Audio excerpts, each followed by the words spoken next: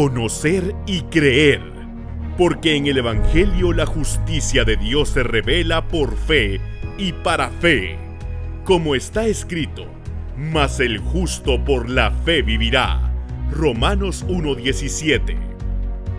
Celebrando 500 años de la Reforma Protestante, solo la Escritura me muestra el camino de la salvación.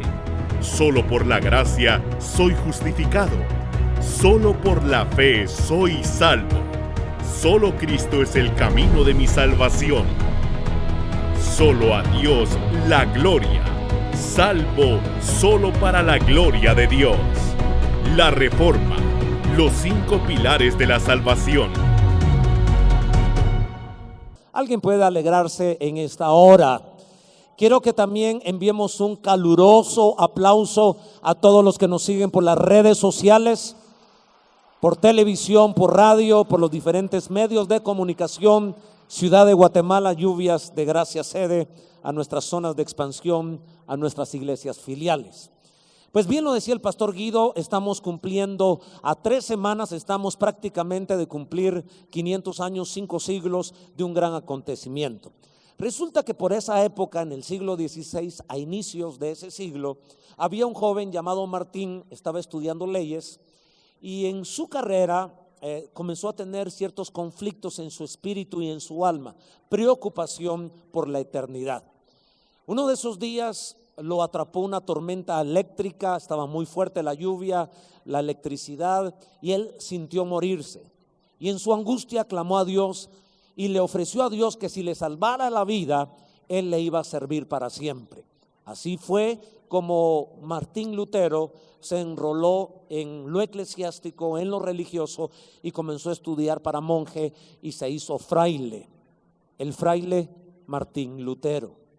Ahora estudiando se dio cuenta que tampoco saciaba su corazón, tenía mucha aflicción el tema de la eternidad, a pesar que se esforzaba por hacer obras de caridad, era un buen religioso, era un hombre que estaba buscando a Dios, pero no encontraba la paz a pesar de que era un fraile. Alguien le sugirió que comenzara a leer la Biblia. El asunto es que no todo el mundo tenía acceso a la palabra de Dios. En algunas pocas bibliotecas estaban estos libros sagrados que era la Biblia. Finalmente él tuvo acceso porque era estudiante de teología y se encontró con un versículo que le cambió la vida. Romanos 1:17. El justo por la fe vivirá. Esa palabra saltó dentro de su espíritu. Algunos están dándole palmas al Señor porque ese versículo nos ha cambiado la vida a muchos de nosotros. Es el centro de nuestro evangelio. La única manera de ser justos es a través del sacrificio de Cristo en la cruz del Calvario, y esa es nuestra fe. Sé que hubo una reforma religiosa y la verdad no queremos crear una pugna eclesiástico-religiosa en estos días. No se trata de pelear, se trata de celebrar un acontecimiento muy especial. Voy a tener mucho cuidado en lo que voy a decir, quiero que me preste su atención. Si me va a descuartizar, no me descuartice mucho, por favor. Hace un par de meses, algunos amigos nuestros fuera de Guatemala comenzaron a escribirme en las redes sociales, en inbox, haciéndome una pregunta y posteando o enviándome una foto donde había un pastor de Guatemala al lado del Papa y me estaban preguntando que por qué lo había hecho y diciéndome 1000 cosas por este pastor. En primer lugar, yo no era ese pastor y no tenía por qué dar explicaciones. A mí me pareció que era un fotomontaje, pero bien, hago esta salvedad para que no me descuartice por lo que le voy a decir. Hace unos 3 meses yo comencé a tener la inquietud de que los cristianos tenemos que tener una actitud amigable, aunque no necesariamente tenemos que ser amigos de todo el mundo. Usted no puede ser amigos de todo el mundo, pero sí amigables, respetuosos, educados, y sentarnos con personas de diferentes creencias. Usted donde trabaja va a haber personas de diferentes religiones y usted no va a construir una pared y decir, aquí estamos los santos y del otro lado están los no santos. Porque eso no es correcto, eso no hizo Jesucristo.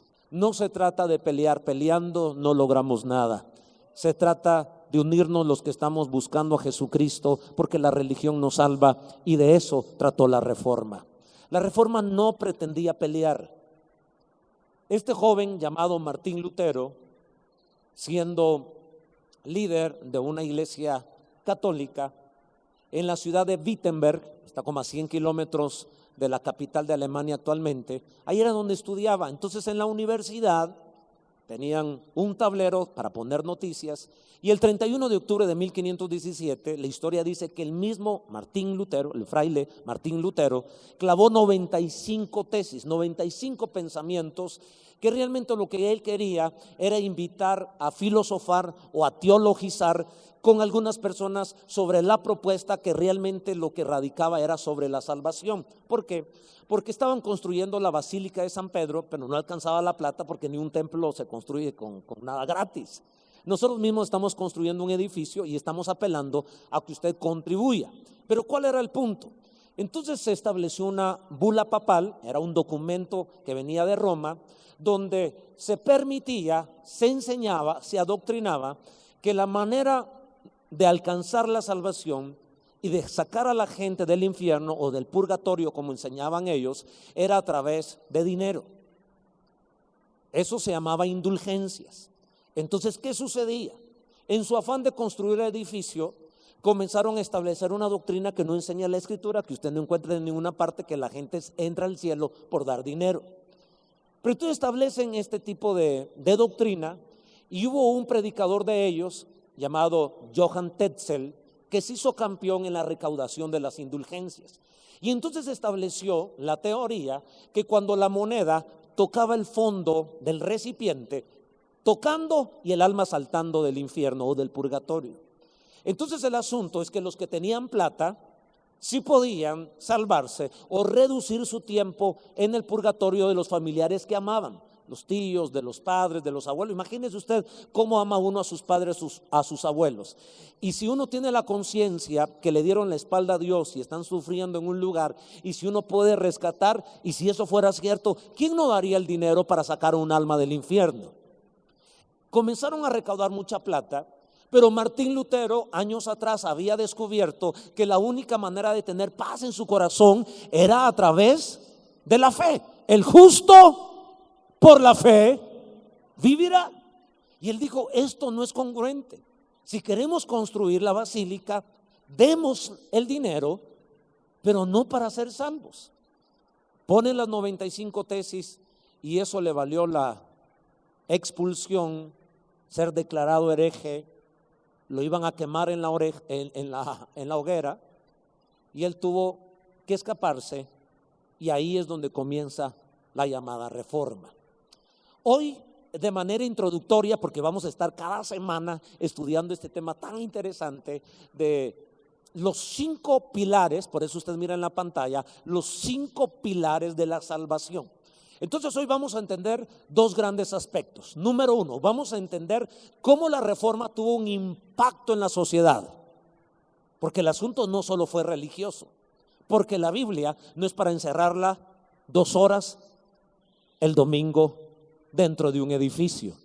Dios y su palabra es para permear nuestra sociedad, es para bendecir al hombre de una manera integral, y eso fue lo que propuso la Reforma, y vamos a ver el impacto en la sociedad. Y número 2, vamos a entender cuáles son estos 5 pilares de una manera introductoria, para que cada semana entendamos. Por eso queremos animarlos a que vayan a nuestros círculos pequeños, porque ahí vamos a estar hablando de estos 5 pilares. Muy bien, comencemos hablando de el impacto que hizo la Reforma en la sociedad en Europa, porque esto suscitó en Alemania.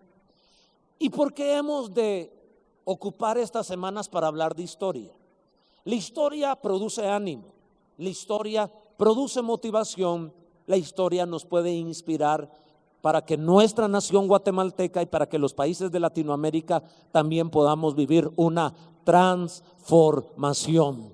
El evangelio de Jesucristo no es para encerrarlo el día domingo en 4 paredes. El evangelio de nuestro Señor Jesucristo es para darnos libertad, para darnos vida, para darnos abundancia, novedad de vida. De modo que si alguno está en Cristo, Novedad de vida, nueva criatura es, las cosas viejas pasaron, he aquí, todas son hechas nuevas. Recuerdan que hace un par de años estuvimos hablando de 7 componentes que forman y moldean la cultura. A esto le llamamos montes. Tomamos de la figura de Apocalipsis que se nos habla de montes, eso quiere decir centros de poder o centros de influencia en la sociedad. Y hablamos de 7: el gobierno, la religión, la economía, la educación, la familia, el arte, los medios de comunicación. Estos 7 aspectos en la sociedad hacen cultura y además moldean el pensamiento de las personas. ¿Qué hizo la reforma en estos 7 montes o en estos 7 escenarios de cultura? Esto es interesantísimo, porque debemos hoy creer que Dios sigue teniendo poder para bendecir y transformar no solo una vida, no solo una familia, sino toda una nación cuando realmente nos rendimos a la palabra de Dios. Entendamos el primer impacto, donde es por lógica lo más entendible: la religión. El primer impacto se hizo dentro de la religiosidad o dentro de la religión en Roma, porque Martín Lutero era un fray que servía y que se quejó de la manera como el ser humano se podía salvar, que no era a través de la plata. Pero ¿qué encontramos en la religión? Un avivamiento espiritual. Ese fue el impacto de la reforma. Diga conmigo, un avivamiento espiritual. Vino vida, vino libertad. La gente pudo descansar en que sí podía ser salvo, aun cuando no tuviese el dinero para entregarlo a una construcción. Entonces entendemos que el epicentro fue el entendimiento. Hubo una revelación, hubo una reforma de la teología, y esto se estableció en ciertos parámetros o fundamentos que hoy estamos llamando entendimientos. En primer lugar, la salvación. La salvación es por gracia a través de la fe. Ese fue el primer entendimiento, ese fue el primer avivamiento que se produjo en la reforma hace 5 siglos, a principios del siglo XVI, para ser exactos, en 1517. Además se estableció que la Biblia era la única fuente de autoridad, que nada estaba sobre la Biblia, ni la historia, ni la tradición, ni ninguna otra persona.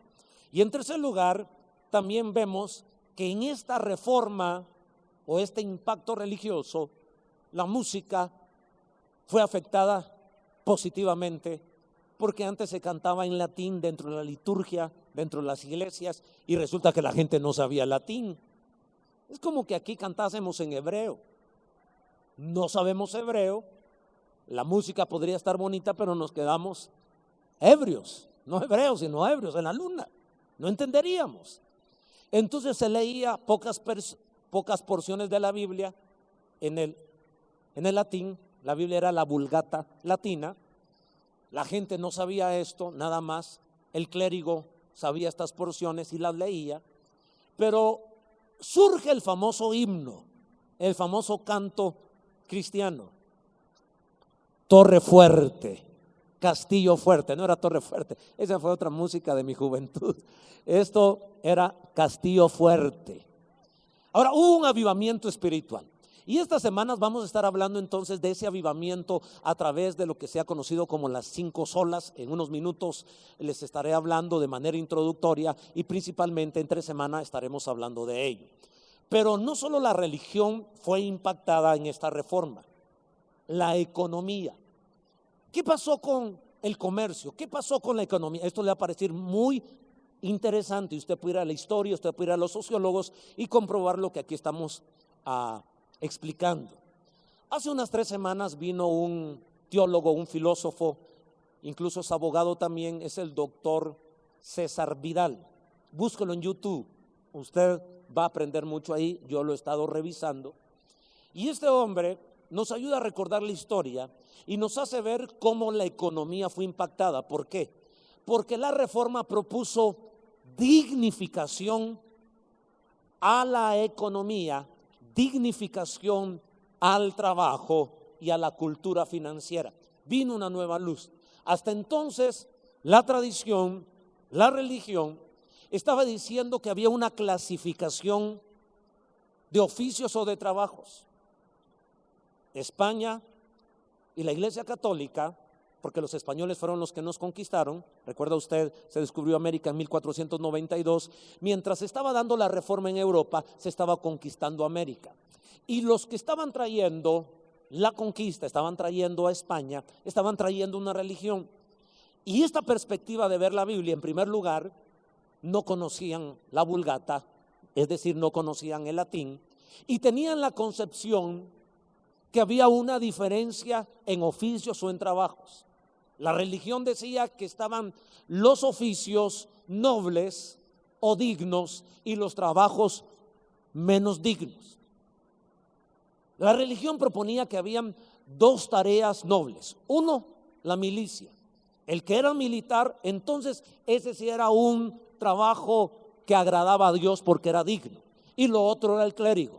Si usted estudiaba y era un líder religioso o si era un militar, usted tenía algo digno, algo que agradaba a Dios.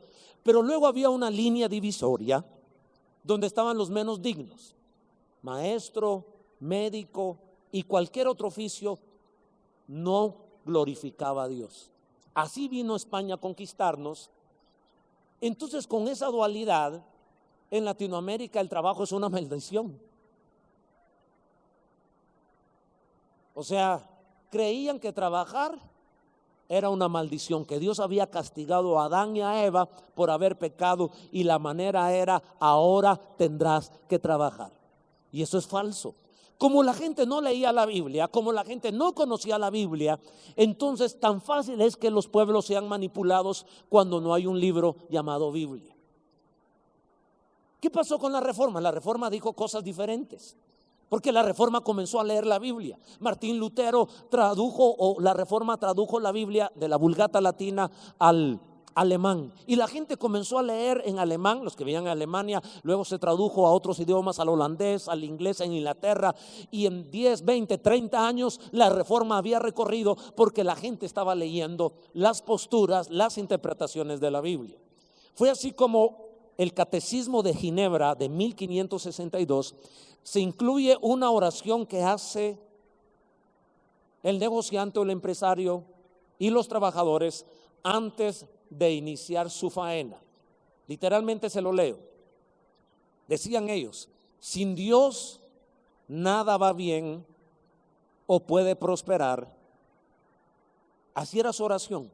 Sin Dios nada va bien y nada puede prosperar. ¿Esto qué produjo? Pues produjo que la gente tenía que trabajar.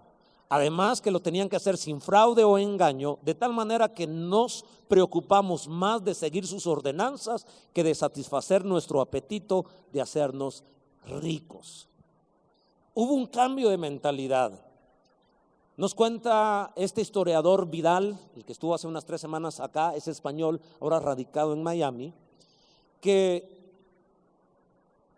el protestantismo, la Reforma, releyó la Escritura. La volvió a leer. ¿Por qué? Porque la Iglesia de Roma leía que la usura era pecado, altos intereses era pecado, y que el bajo interés también era pecado. O sea, todo interés era pecado. Los reformadores leyeron la Biblia y se dieron cuenta que Jesús usó la parábola de las minas. A uno le dio 5, a otro le dio 2, a otro le dio 1. El que tenía 5 fue, trabajó, negoció. Y el amo no lo condenó, lo premió, bien buen siervo fiel, y le dio otras 5 minas. Al de 2 minas lo mismo. Y al que le dio 1 mina, tuvo miedo y la escondió. Y el Señor le reclamó, le dijo: por lo menos lo hubieras llevado al banco y hubieras ganado intereses. Entonces la Reforma dijo: la usura sí es pecado, pero el interés bajo no es pecado, es manera de mover la economía.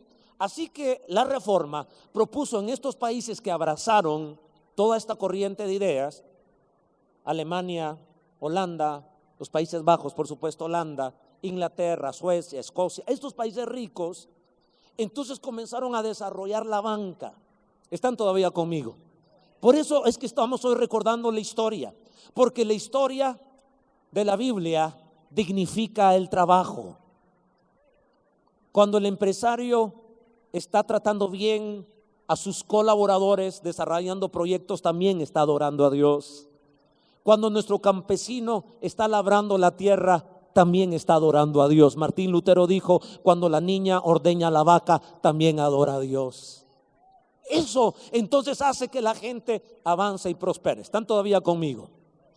Así que este no solo es un asunto religioso. Dios no se encierra en cuatro paredes. Dios está para bendecir al hombre en su manera integral, y esa es la cosmovisión que nosotros encontramos en la Biblia. Pero no solo hablemos de su impacto en la economía. Pensemos, por ejemplo, qué sucedió en la educación, y esto también es muy inspirador. A mí me alegra mucho, sabe usted, que en noviembre celebramos el día del graduando, tenemos un culto para los graduandos, conservamos todo eso para estimularlo. ¿Por qué? ¿Dónde lo aprendimos? En la Biblia. La Biblia estimula la educación, la Biblia estimula la lectura. Si usted llega con los judíos, la religión judía, usted va a encontrar que esta gente tiene que leer, porque la manera de transferir su fe es a través de la lectura. Deuteronomio 6, 7, 8, se nos invita a los padres a que repitamos la ley, que las escribamos, escribirla en las puertas. ¿Cómo la vamos a escribir si somos analfabetos? Entonces la alfabetización, es decir, la educación, era un pilar fundamental para la reforma, porque se entendía que la Biblia proponía que el hombre debía desarrollarse, estudiar, leer y capacitarse. Alguien está conectando lo que estamos diciendo, por eso debemos celebrar 500 años. Así que la reforma propone que la alfabetización y la educación sean obligatorias y gratuitas. Fue algo maravilloso. Cuando uno entonces revisa cómo en los años posteriores a la reforma, el 21 de mayo de 1536, apenas 19 años han pasado, y se establece la primera escuela obligatoria y gratuita. Luego, en 1559, se establece la primera universidad obligatoria, privada, aunque era privada, era gratuita. ¿Por qué se podía hacer?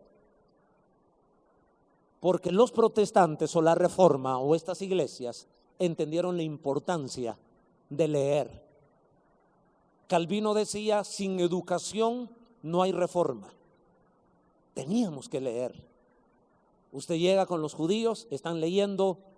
Usted llega con los países protestantes y están leyendo. Eso es muy impresionante. ¿Sabe que el doctor César Vidal nos explica que cuando los puritanos, los primeros colonos que salieron de Europa y vinieron a Estados Unidos, a Norteamérica, el índice de alfabetismo de los hombres era del 80% y de las mujeres el 70%. ¿Y sabe qué estaba pasando en Latinoamérica? Ya España había venido. ¿Sabe qué estaba pasando en España y en Latinoamérica? El índice de alfabetismo era del 10%. De cada 100 personas, solo 10 podían leer y escribir. ¿Qué sucede cuando una persona no tiene acceso a la Biblia porque no sabe leer y escribir? Puede correrse el riesgo de ser esclavizada, enajenada y manipulada. La reforma vino a dar libertad, porque ya no era lo que se enseñaba magistralmente desde los púlpitos, sino era lo que decía la Escritura. Y por eso la gente tenía que saber leer y escribir. Y por eso nosotros te bendecimos a ti, joven, a ti, señorita, que te vaya bien en tus estudios, que termines nivel medio, que termines diversificado, que añores salir de la universidad, que estudies posgrado, porque entonces entendemos que al capacitarnos también agradamos a Dios. Si nos volvemos personas cultas, temerosos de Dios, con los valores cristianos, eso también agrada a Dios. Como en 1980 aquí en Guatemala, se corrió la escatología, la doctrina que hablaba de los eventos futuros de la venida de Cristo, y decía, el Señor ya viene, no estudiemos, es pecado entrar a la universidad. Y muchos cristianos, siguiendo la tradición de Roma, porque la lectura no tenía nada que ver con la salvación, y hoy nos damos cuenta que sí. Porque si la Biblia es la palabra de Dios, necesitamos leer para ver que lo que nos están enseñando sea cierto. ¿Tiene sentido o no tiene sentido? Claro que tiene sentido. Así que todos a estudiar, todos a leer, todos a capacitarnos, porque así también glorificamos el nombre del Señor. Eso fue lo que hizo la reforma, eso es lo que estamos celebrando. veamos qué sucedió entonces también en el arte. ¿Cómo la reforma logró tener un impacto positivo en las artes? ¿Por qué? Porque, insisto, la gente cantaba en latín con aquellos grandes, aquella música que la gente no entendía, no era música popular, era la liturgia, era lo santo, y todo lo que pasaba del otro lado de las paredes de la capilla, todo era mundano. Ahora Martín Lutero quiere que corra su teología, quiere que corra su influencia, sus estudios, así que agarra canciones populares. Perdone lo que voy a decir, pero esa es la historia. ¿Qué puedo hacer yo? Agarra la música que se canta en las tabernas, jala esa música, le pone letra cristiana y ahora todo el mundo la comienza a cantar, y así comenzó a correr la letra donde se revelaba, porque usted sabe que la música también educa. ¿Qué es lo que fomenta hoy la música del mundo? No la música, la letra. Sexo, muerte, oscuridad, asesinato y rebeldía. Por eso nosotros no debemos tener dificultades con esto. Algunos sienten shock, tienen 10 años de haberse convertido, y la historia que conocen evangélica son estos 10 años y esta música. Cuando nuestros jóvenes meten nueva música, todos nos escandalizamos. Cuando yo vi el domingo pasado al hijo del pastor Galdino con esta música electrónica, me impresioné, me asusté.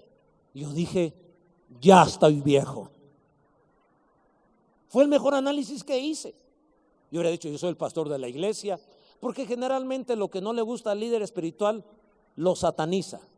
Y dice, eso es malo, eso. Porque no le gusta. No, por favor. Que no sea su gusto musical no significa que sea del diablo y que no debe sonar en la iglesia. Pero como uno tiene 10, 15, 20 años de ser cristiano, se mete a hablar en ignorancia. Qué pena lo que estoy diciendo. Quiero agregarles valor. Lo que quiero decir, lean, estudien. Y cuando todos leemos y estudiamos, yo mismo llego a la historia de Martín Lutero, y lo que miro que hizo Martín Lutero fue la música popular. No cantó lo que cantaba el mundo, pero le puso la letra, y con esa letra educó, impactó y transformó. ¿Sabe hasta dónde llegó el impacto? Esto les va a agradar a todos los que son músicos, para que se dé cuenta que la Biblia no pelea con el arte, más bien lo puede utilizar para darle la gloria a Dios. ¿Qué sucedió? En 1562 se publicó el Salterio de Besa, una especie de himnario que tuvo un tiraje de 24.700 copias. Esto dio origen a compositores musicales de la talla de Juan Sebastián Bach. De ahí sale, de la Reforma. Jorge Federico Händel, Félix.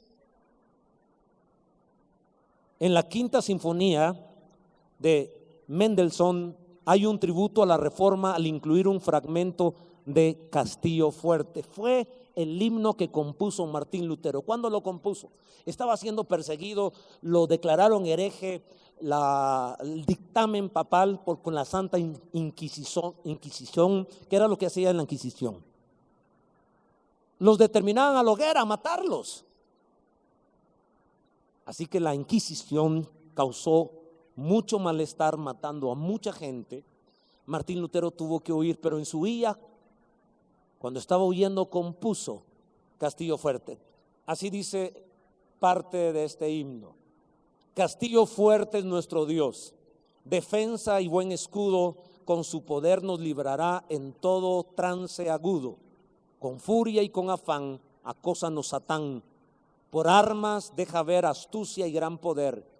Cual él no hay en la tierra, nuestro valor es nada aquí. Con él todo es perdido, mas con nosotros luchará el Dios a nuestro favor, el escogido. Es nuestro Rey Jesús el que venció en la cruz, Señor y Salvador, y siendo él solo Dios, él triunfa en la batalla. Castillo fuerte es nuestro Dios. Es emocionante oír esto, porque el evangelio no es para encerrarse en las 4 paredes.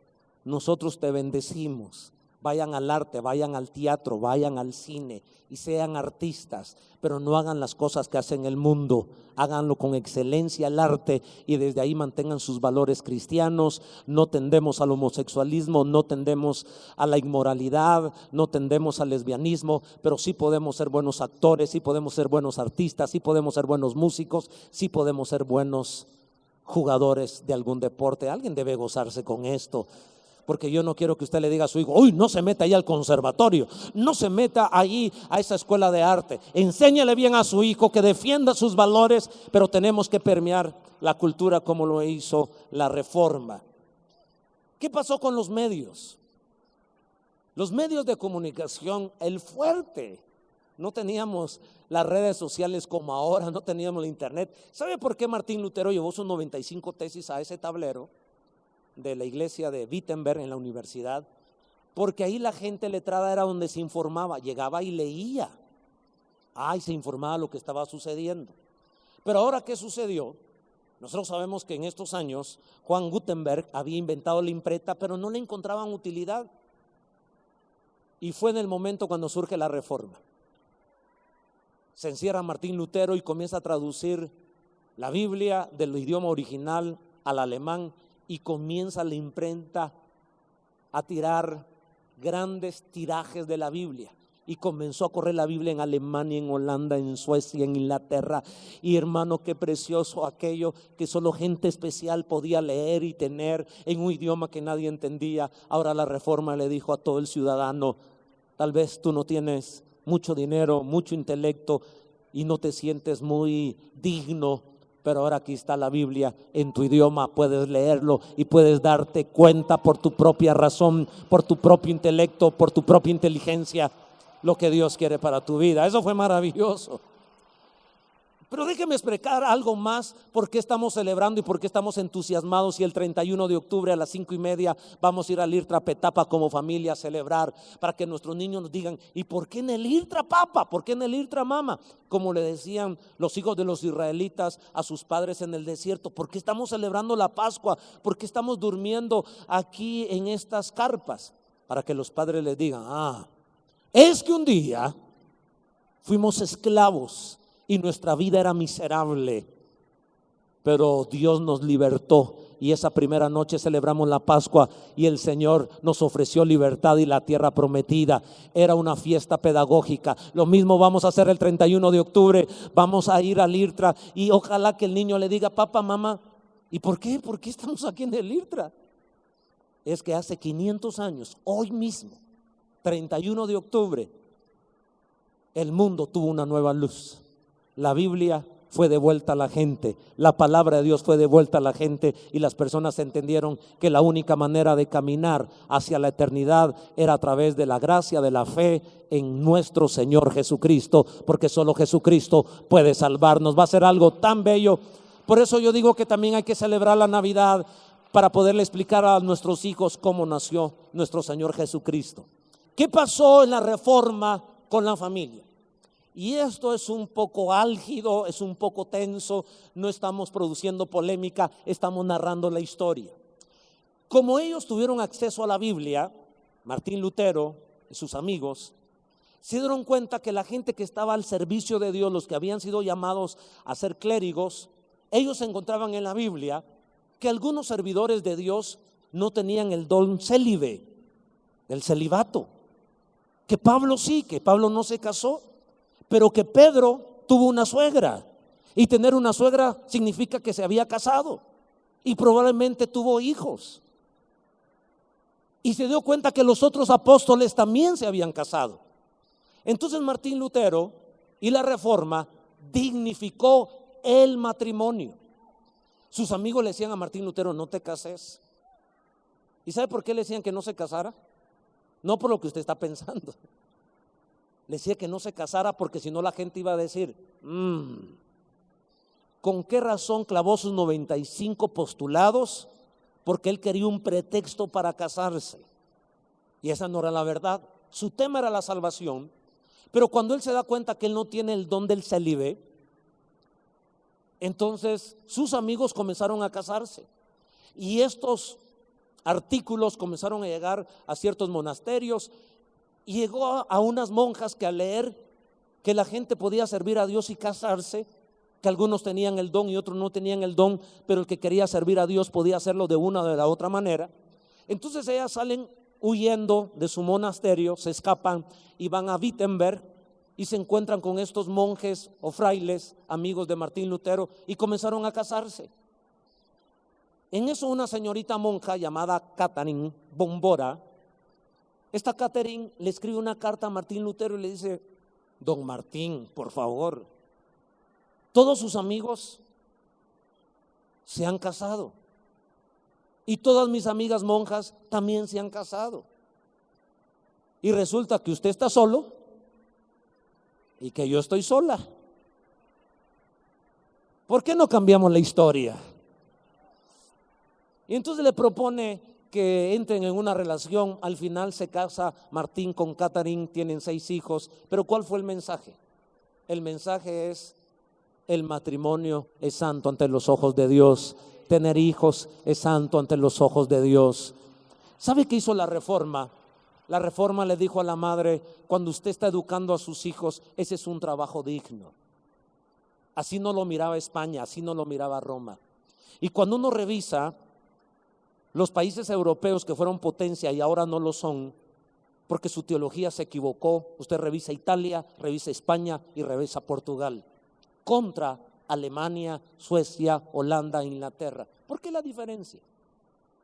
La diferencia la determinó la teología, donde una dignificaba el trabajo y otra no dignificaba el trabajo, donde una dignificaba la educación y otra no dignificaba la educación, donde una dignifica la familia y otra no dignifica la familia.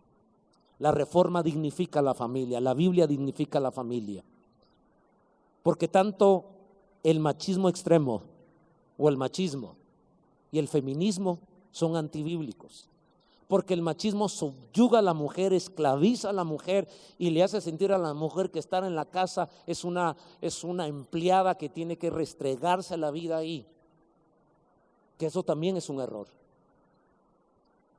Pero el feminismo dice: no, la mujer tiene que irse de la casa, tiene que superarse. Entonces, ¿en dónde está la dignidad que una madre debe amamantar a su hijo? Y que las primeras palabras que aprenda el bebé sea por la mamá. Eso hizo la Reforma. ¿Se dan cuenta que la Reforma la debemos celebrar? Porque Guatemala todavía necesita este mensaje de reforma, en otras palabras, el mensaje de la Biblia. Yo quiero animarlo a que usted dé un aplauso. Yo le estoy pidiendo que usted, si esto le hace sentido, se dignifica la familia. Yo sé que los jóvenes están contentos ahorita que pueden casarse. Bueno, a propósito, hay gente que tiene ese llamado. Así fue como el 13 de junio de 1525, 8 añitos después de la Reforma, Martín Lutero estaba felizmente casado y podía seguir sirviendo a Dios. Debemos ir aterrizando, pero finalmente quiero decirles que hubo un impacto en la política. ¿Por qué?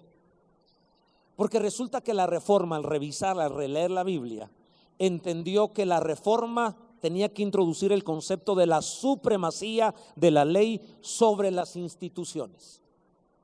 Esto lo establece así que el parlamentarismo progresó muy rápidamente en estos países que he mencionado de Inglaterra, Países Bajos, Alemania, etcétera. ¿Por qué? Porque ellos entendieron que el poder no podía estar concentrado en una sola persona. Y lo mismo pasó para lo eclesiástico. Ellos, al releer la Biblia, se dan cuenta que hay una naturaleza pecaminosa, adámica en el ser humano, de abusar, de que es un riesgo muy alto darle toda la autoridad a una sola persona, y eso permeó la política, y por eso la manera de gobernar las naciones, este tipo de naciones. Incluso también golpeó la manera piramidal, donde había una super persona infalible que no podía fallar, y todos sabemos que el único que no puede fallar y el único que no ha pecado es nuestro Señor Jesucristo. Después, todo ser humano hemos cometido, no importa nuestra categoría eclesiástica, en cualquier religión, todos hemos fallado. El único que no ha cometido pecado es Jesucristo.